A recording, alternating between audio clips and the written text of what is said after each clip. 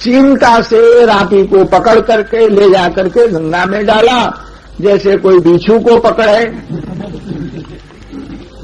दूसरी रापी बाजार से लाए और पारस जो है वह ज्यों का त्यों रखा रह गया। रैदास जी को पारस की जरूरत नहीं पड़ी। इतना बड़ा संतोष धैर्य उनके मन में था। 13 महीने बीत गए।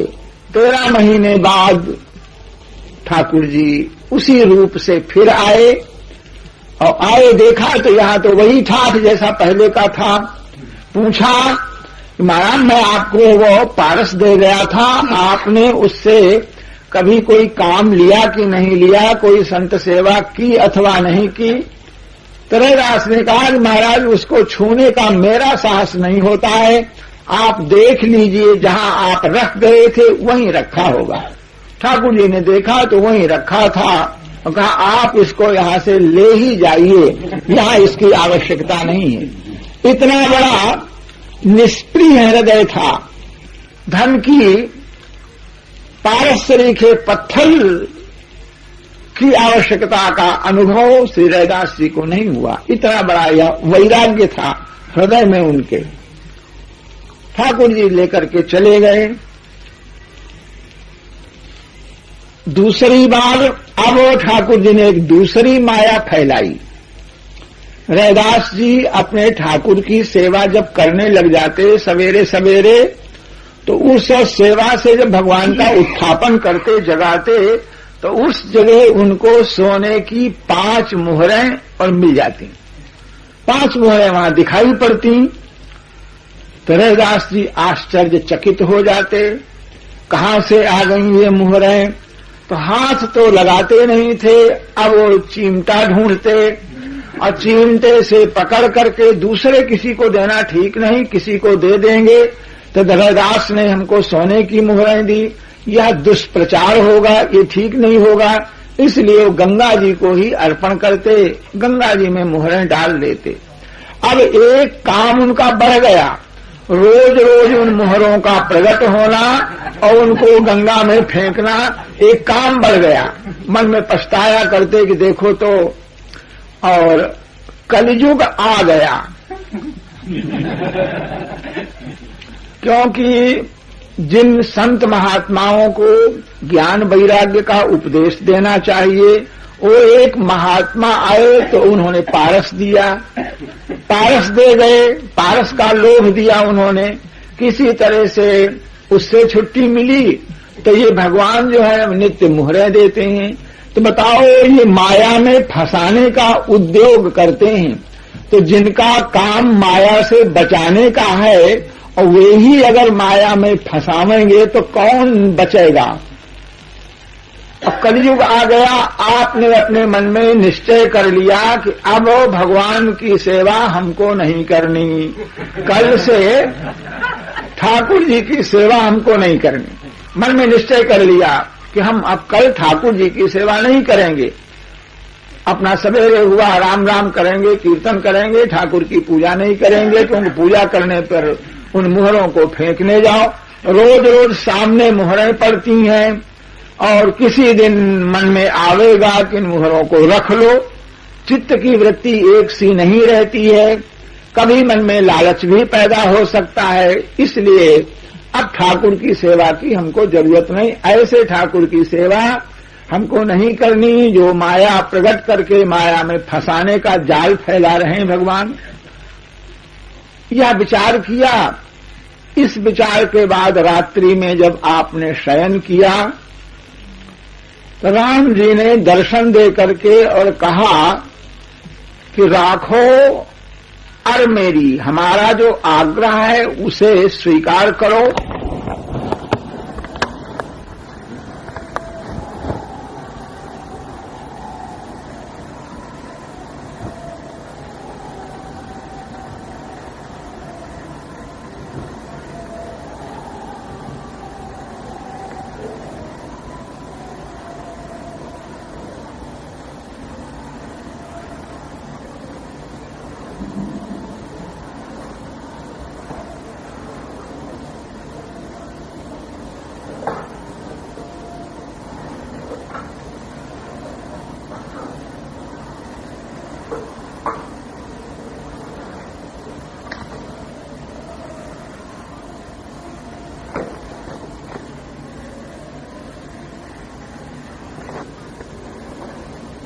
को भगवान की बात आज स्पष्ट भगवान ने आज्ञा दिया मैं न मानूं, तो भगवान ही अगर हमको फंसाना चाहेंगे तो कौन बच सकता है।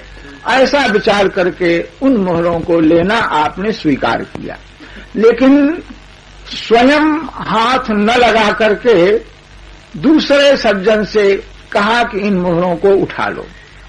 अब मोहरें रोज जो है वह 5 मोहरों की आमदनी रोज हो गई।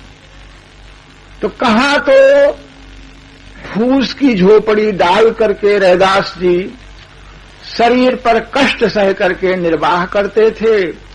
अब नित्य 5 सोने की मोहरों का आय का स्रोत हो गया, आमदनी हो गई। तो उस आमदनी संतों को सुपुर्द कर दिया। तो उन महात्माओं ने साधुओं के ठहरने योग्य संत निवास बनवाया। संत निवास बन गया। संत निवास के बन जाने पर वे संत महात्मा लोग रसोई का प्रबंध करते, पर्याप्त मात्रा में नित्य भगवान को भोग लगने लगा और साधुओं की सेवा होने लगी। लेकिन रैदास जी उससे अलग ही रहते थे। वे संत महात्मा मोहरों को लेकर के सेवा करते थे। एक मंजिल बन गया, हमारा साधुओं को रहने की जगह नहीं मिलती, तो उसके ऊपर दूसरी मंजिल बन गई। इस तरह सेवा का और विस्तार हो गया। सेवा के विस्तार के साथ अब संतों का आगमन बढ़ गया। जहां संत ज्यादा आते जाते हैं वहां पर भक्तजन भी ज्यादा आने जाने लग जाते हैं। लोग अधिक आने लगे। इनकी सेवा का, इनकी भक्ति का प्रचार और बढ़ गया। अब नित्य वहां पर सत्संग होता है। रैदास की महिमा जो है वह बहुत बढ़ गई। नगर भर में नाम हो गया संत सेवा के कारण। रैदास के सत्संग की महिमा होती थी। इनके सत्संग को, इनकी वाणी को जो लोग सुनकर जाते थे वे प्रसन्न होते थे। संत महात्मा लोग भोजन करते, कोई भी आओ सभी के लिए भोजन मिलता। तो यह बात क्या थी? तो प्रियादास जी ने अपनी टीका में लिखा है कि बड़े ही खिलाड़ी, ठाकुर जी को खिलाड़ी लिखा। खिलाड़ी माने कौतुकी, प्रभु कौतुकी, प्रणत हितकारी। भगवान का अपना एक स्वभाव कौतुकी है। भक्तों के साथ एक न एक कौतुक तमाशा भगवान किया करते हैं। खिलाड़ी हैं वे। तो कहाँ तो रैदास जी अकेले पेड़ के नीचे रह करके शरीर पर कष्ट सह करके निर्वाह करते थे, और कहाँ भगवान ने 2 मंजिल संत निवास बना दिया। बड़े ऐश्वर्य के साथ सेवा होने लगी, बहुत ख्याति प्रसिद्धि हो गई। और पहले तो छिप करके अपने भगवान की सेवा कर लिया करते थे। अब प्रगट सेवा होने लग गई। प्रगट आरती होती है, प्रगट स्तुति होती है। भगवान की सेवा प्रगट है, संतों की सेवा प्रगट है। तो उस खिलाड़ी ने, उस कौतुकी ने एक ओर तो ये काम किया, रैदास जी के ऐश्वर्य को प्रकट कर दिया, और दूसरी ओर क्या किया कि काशी के जो ब्राह्मण हैं उन ब्राह्मणों के हृदय में भी भगवान ने प्रेरणा की। वैसे ब्राह्मणों के मन में किसी शूद्र भक्त की अगर महिमा बढ़ने लग जाए तो यह उनको अच्छा नहीं लगता है, लेकिन सहन भी वे लोग करते। लेकिन कैसे सहन हो? स्वयं उस खिलाड़ी ने उनके मन में प्रेरणा की। अब उस प्रेरणा से रैदास की कीर्ति को वे लोग सुनते, तो सुन करके उनके हृदय में जलन होती। रैदास को गाली देते, आपस में चर्चा करते कि यह तो बड़ा अन्याय हो रहा है। देखो ये काशी है और विद्वानों की नगरी है, ब्राह्मणों की नगरी है, और उसमें एक चमार, उसकी महिमा इतनी बढ़े। और अब होता यह है कि बाहर से परदेसी लोग आते हैं तो सेठ साहूकार रैदास के यहां सीधे चले जाते हैं, हम लोगों के पास नहीं आते हैं। उनको हमारे पास आना चाहिए। तो रैदास का प्रभाव दिन दिन बढ़ता ही चला जा रहा है, बढ़ता ही चला जा रहा है। क्या करना चाहिए, तो लोग सोचने लग गए। सोचते सोचते उन्होंने विचार किया कि ये जो सेवा पूजा का इसको अधिकार नहीं है। शास्त्र के प्रमाण से सेवा पूजा शूद्र को नहीं करनी चाहिए। राजा से कहकर के और इसकी सेवा के ऊपर प्रतिबंध लगा देना चाहिए। इस बात पर विचार किया। काशी का राजा स्वयं विद्वान और विद्वानों की बात मानता है। उसकी सभा में बहुत से विद्वान रहते हैं। तो सब लोगों ने एक स्वर से रैदास को गाली देते भये, रैदास की निंदा करते भये काशी नरेश से शिकायत किया और कहा कि राजन देखो, आप जो हैं वह राजा हैं और राजा का कर्तव्य यह है कि 4 वर्ण जो हैं उन चारों वर्णों के जो नियम हैं अपने अपने वर्ण धर्म का, आश्रम धर्म का सब लोग पालन करें। राजा को इस प्रकार शासन करना चाहिए। कोई अपने धर्म को छोड़ करके अगर अलग जाता है तो राजा को अनुशासन करना चाहिए। शास्त्र में ऐसा लिखा हुआ है। शास्त्र में लिखा है, महाराज देखो, राजा रामचंद्र ने एक शूद्र को मार डाला था, लिखा हुआ है, प्रमाण दिया उन लोगों ने। शूद्र तपस्या कर रहा था और उस शूद्र की तपस्या से एक ब्राह्मण बालक की मृत्यु हो गई। राम जी से शिकायत की गई तो राम जी ने उस शूद्र को मारा तो ब्राह्मण का बालक जीवित हो गया। तो जो जिस राज्य में अपूज्य की पूजा होती, जिसे अधिकार नहीं है, वह अगर देव मंदिरों की प्रतिमाओं की पूजा करता है अथवा उसकी पूजा होती है जो पूजा के योग्य तो है नहीं और उसकी अगर पूजा होती है और स्वयं जो पूजा करने का अधिकारी नहीं है वह अगर देवताओं की पूजा करता है तो इस पूज्य पूजा का जो व्यतिक्रम है, अनधिकार चेष्टा करने से राजन 3 प्रकार का भय उत्पन्न होता है। दुर्भिक्ष हो सकता है और राजन अकाल पड़ सकता है, महामारी पड़ सकती है, अनेक प्रकार के भय उपस्थित हो सकते हैं। इसलिए आपको अनुशासन करना चाहिए। अपने अपने वर्ण के अनुसार लोग, अधिकार के अनुसार लोग पूजा करें, भजन करें। पूजा भजन पर कोई रोक नहीं है, लेकिन अधिकार के अनुसार करना चाहिए। राजा को इस प्रकार से सिखाया, बहकाया। राजा की भी समझ में आया कि लोग ठीक ही कह रहे हैं। वर्णाश्रम धर्म की मर्यादा में राजा के कर्तव्य को यहां तक लिखा गया है कि अगर किसी ब्राह्मण के पास बहुत ज्यादा संपत्ति हो जाए तो बहुत अधिक संपत्ति हो गई, इसका अर्थ यह हुआ कि वह अब ब्राह्मण नहीं रह गया, बनिया हो गया। तो उसने व्यापार करके, अनुचित मुनाफाखोरी करके यह धन इकट्ठा किया होगा। तो ऐसे ब्राह्मण के धन को छीन करके प्रजा में, गरीबों में बांट देना चाहिए। ब्राह्मण इतना बड़ा धनी नहीं होना चाहिए। ऋषियों ने, उन लोगों ने कहा कि महाराज शास्त्र का ऐसा प्रमाण है, इसलिए आप रैदास के ऊपर शासन करो। भगवान प्रेरणा तो ठाकुर जी की थी। काशी नरेश ने इस बात को स्वीकार किया और अपने सिपाही को भेज करके रैदास जी को और रैदास जी के सेव्य जो ठाकुर जी हैं दोनों को बुलवा लिया। रैदास जी आ गए। राजा की सभा है, ब्राह्मण लोग बैठे हुए हैं। रैदास जी अपने ठाकुर जी को लेकर के आए। ठाकुर जी के लिए बीच में एक तख्त रखा गया, उस तख्त के ऊपर ठाकुर जी को विराजमान करा दिया गया। ब्राह्मण लोग अपने शास्त्र के नियम के अनुसार उन लोगों ने अपने प्रवचन में, अपने प्रमाणों में रैदास को अनधिकारी सिद्ध किया और कहा कि अनधिकार चेष्टा न करके तुम अपने अधिकार के अनुसार भगवान का भजन करो, राम राम कहो, मूर्ति पूजा के भगवान की जो शालिग्राम की पूजा करते हो इसके अधिकारी नहीं हो तुम, इस पूजा को छोड़ दो।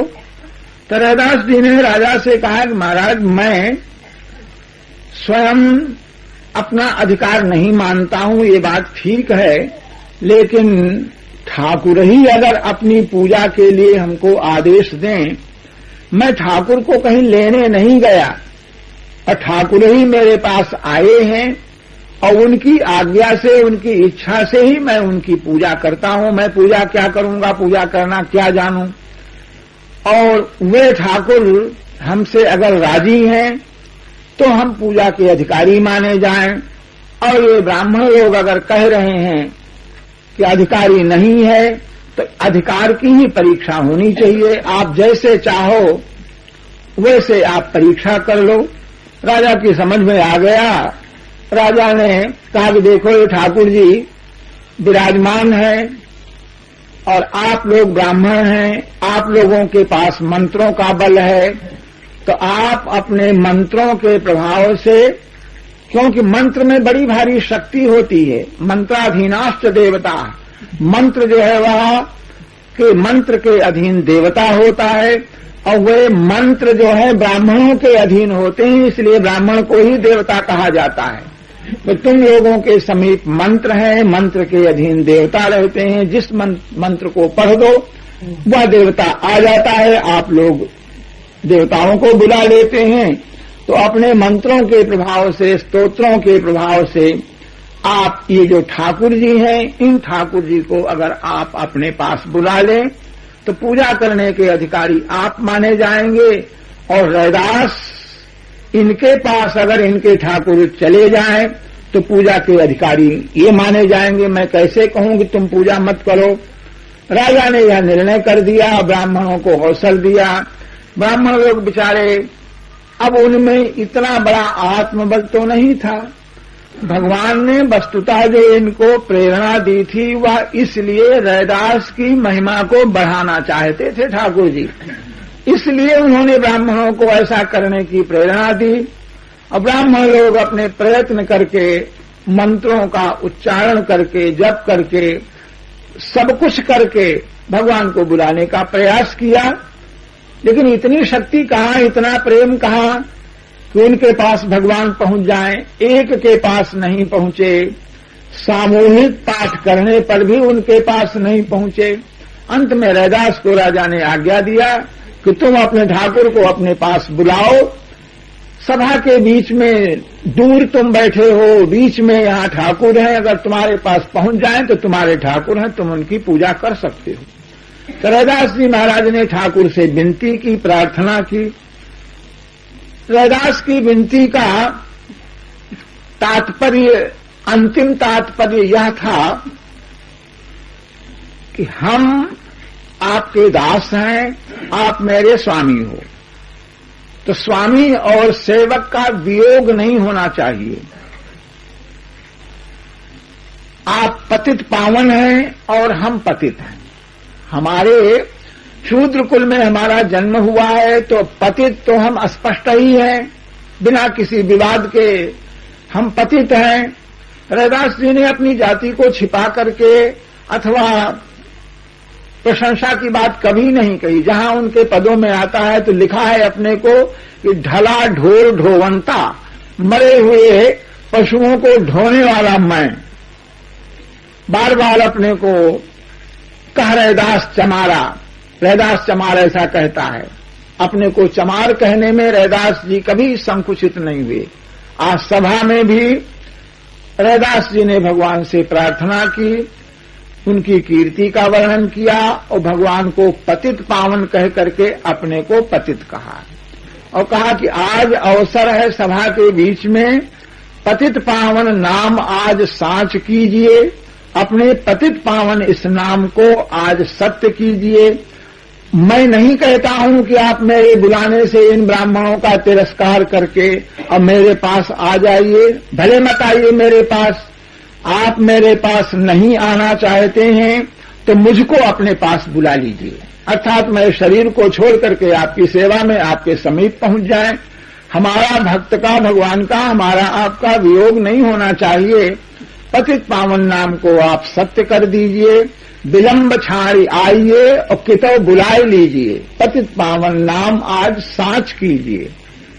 रैदास जी ने इस आशय का पद गाया, भगवान से प्रार्थना की, तो भगवान तो प्रेम के अधीन हैं।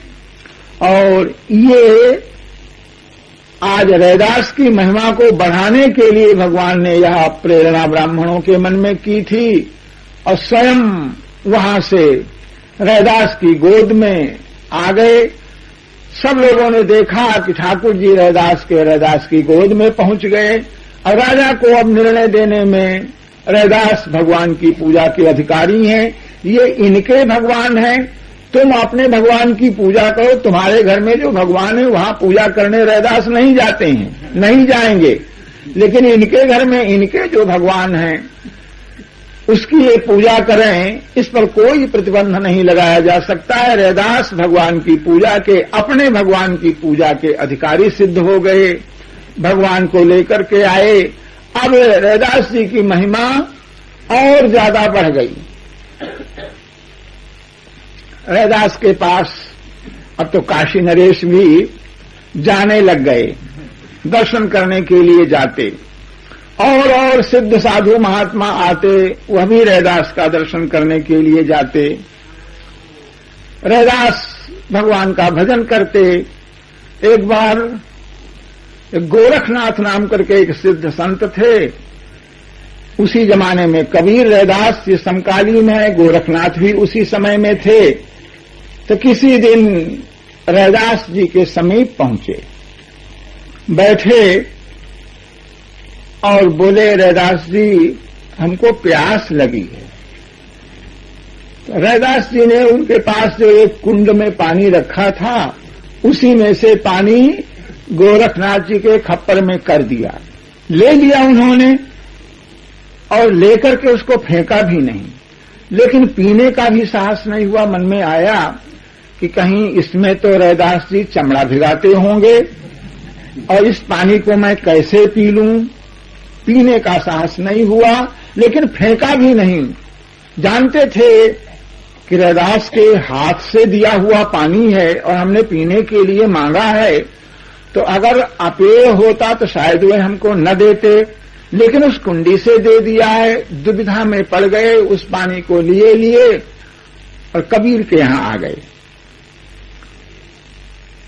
तो कबीर के यहां आने पर कबीर की एक कन्या थी जिसका उन्होंने पालन पोषण किया। कबीर के कमाल नाम करके एक पुत्र वस्तुतः उनके द्वारा उनका पालन हुआ था, इसलिए वह पुत्र कमाली और कमाल ये लड़के लड़की थे। तो बेटी कमाली ने कहा,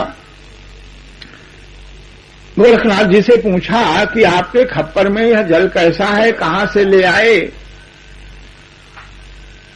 तो उन्होंने कहा कि मैं रैदास के यहां गया था और रैदास जी का दिया हुआ जल है, रैदास जी का दिया हुआ जल है। यह सुनकर के कमाली ने उस पानी को पी लिया। पानी पीने के बाद उस जल का प्रभाव कमाली के ऊपर हुआ और कालांतर में कमाली का विवाह हुआ। विवाहित होकर के वह किसी संत के साथ मुल्तान को पहुंच गई। मुल्तान में उसके पति रहते थे, स्वयं यह रहती थी। और ये गोरखनाथ जी अपने धर्म का प्रचार करते हुए घूमते घामते मुल्तान को पहुंचे। तो वहां पर जहां जाते नाथ भक्त थे, अपनी सिद्धि का प्रचार करते थे। कोई आता कि महाराज भोजन कर लो, हाँ भोजन कर लें, तो खप्पर भरने की बात कहते। दूध कोई देने लग जाता तो मेरा खप्पर भर दो। अब उस खप्पर के भरने में कोई मन भर दूध डाल दे, 2 मन डाल दे, तो खप्पर भरता ही नहीं। गोरखनाथ जी के खप्पर का ऐसा प्रभाव। कोई भोजन कराने के लिए कहता है तो खप्पर भर दो, खप्पर मेरा भर जाएगा तब भोजन करेंगे। और खप्पर में तमाम सामान डाल देने पर भी खप्पर खाली रहता। इस तरह अपनी सिद्धि को दिखाते, लोगों को प्रभावित करके और चेला बनाते, अपना प्रचार करते। कमाली ने सुना कि एक महात्मा आए हैं और गोरखनाथ हैं, तो झट अपने पति से कहा कि जाकर के उनको निमंत्रण दे करके आओ, भोजन कराने के लिए पधारे यहां पर। तो गोरखनाथ जी ने निमंत्रण स्वीकार कर लिया और आ गए, और आने पर वही खप्पर भरने वाली बात कही कि मेरा खप्पर पहले भर दो, खप्पर भर जाएगा तो मैं भोजन करूंगा, और नहीं खप्पर भरता है तो चेला बनो, योग्यता प्राप्त करो, शिष्य हमारे बनो, उसके बाद फिर भोजन करेंगे। ये बात रहा करती थी। तो कमाली ने भीतर से सामान ला करके और उनके खप्पर में 2-4 चम्मच भात है, दाल है, सामान है, डाला, और उसके डालने से ही गोरखनाथ जी का खप्पर भर गया। तो विचार करने लगे, अरे ये कौन है भाई, हमारा खप्पर किसने भर दिया? जरूर कोई, भाई ये कौन है? तो पूछने लग गए, अपना परिचय दो बेटी, तुम कौन हो? तो अपना नाम बताया और कहा कि आपकी बेटी कमाली। अरे बहुत आश्चर्य उनको हुआ, बड़े प्रसन्न हुए। काशी जी में बहुत दिनों के बाद यहां आकर के देखा, हमको मालूम भी नहीं था तुम यहां हो, बहुत अच्छा बहुत अच्छा, बड़ी प्रसन्नता के साथ कमाली की बड़ाई की। और इसके बाद उन्होंने जानना चाहा कि आखिर कमाली में इस तरह की सिद्धि कैसे आ गई। कोई आश्चर्य नहीं, कबीर के पास रहती थी, उनकी लड़की ही है, लेकिन कौन सा साधन इसको कबीर ने बताया होगा, कोई जिस साधन से इतनी शक्ति इसको प्राप्त हुई, मेरा खप्पर भर दिया। और सिद्धि में एक प्रकार से हम इससे हार गए। गोरखनाथ जी ने पूछा कि तुमने इस प्रकार की शक्ति किस प्रकार से आई, कौन सी साधना की, हमें बताने में तुमको कोई संकोच नहीं होना चाहिए। तो कमाली ने कहा कि महाराज सिद्धि हमारे में कहां से आई, और ये मेरी सिद्धि नहीं है। तो किसकी है? बोले तो आप ही की है, आपके खप्पर के पानी को मैंने पी लिया था, बस उसी दिन से तरह तरह के चमत्कार हमको अपने में दिखाई पड़ते हैं। तो मेरे पास कोई सिद्धि नहीं। आप जल लेकर के अपने खप्पर में आए थे, हमने पूछा कि कैसा जल है, मैं पी लूं, आपने कहा कि ये रैदास का दिया हुआ जल है, उस पानी को मैंने पी लिया उसी दिन से, और हमारे ऊपर भगवान की कृपा है, मैं जो इच्छा करती हूं वह हो जाता है। आपको भोजन कराने की इच्छा थी कि आप भोजन करें, और आप खप्पर भरने का आग्रह किया आपने, मेरी इच्छा हुई कि खप्पर भर जाए, तो वह खप्पर भर गया, आप भोजन करो। गोरखनाथ ने प्रसन्न होकर के भोजन किया, आशीर्वाद दिया। इसके बाद उनके मन में आया कि अरे हमने भूल किया, उस पानी को हमको स्वयं पीना चाहता था। देखो रैदास हम जानते हैं प्रसिद्ध है, रैदास तो भक्त है, सिद्ध है, और हमने अश्रद्धा करके शंका करके पानी नहीं पिया। कदाचित मैंने पानी पी लिया होता तो बड़ा अच्छा होता। अच्छा, तो अब उन्होंने यात्रा करते करते मन में विचारा कि चलो काशी चलें और इस बार मांग करके पानी पिएंगे। घूमते घामते रैदास के पास काशी में आए और आज पानी पीने की इच्छा प्रकट की। बोले रैदास जी हमको तो प्यास लगी हुई है, पानी हमको दे दीजिए। तो रैदास जी समझ गए कि पानी पीने का मांगने का अर्थ क्या है। तो रैदास ने कहा कि महाराज वो पानी देते थे, प्याते थे, तब पिया नहीं। जब मैं आपको पानी पिलाना चाहता था उस समय तो आपने पिया नहीं, और जिन पिया को जान लिया, जिसने उस पानी को पिया वह अपने प्रियतम को पा गया, इष्ट देव की प्राप्ति हो गई। और भूला जोगी फिर दीवाना, और कहा वो पानी मुल्तान गया। तुम मुल्तान से लौटे हो तो वो पानी तो मुल्तान में है, वो सिद्धि कमाली के पास है। और महाराज इस समय तो ये हमारा सामने जो पानी रखा हुआ है, इस समय तो ये चमड़ा भिगाने का पानी है, वह पानी नहीं। तो बात यह थी कि उस समय जब इन्होंने पानी मांगा था तो रैदास जी ने मानसी सेवा करने के बाद अवकाश पाया था, तो मानसी सेवा का भगवान का प्रसाद जो जल था वह उन्होंने दिया था उस समय जो पानी था। और कहा कि अब तो यह पानी साधारण पानी है, इस पानी से कोई लाभ नहीं, समय निकल गया, वह पानी अब मिलने वाला नहीं है, समय से ही वह पानी ऐसा मिलता है। इसी तरह से एक बार राजा तो आता ही जाता था रोज। रैदास जी भगवान की पूजा करके आसन पर बैठे हुए थे और पूजा के बाद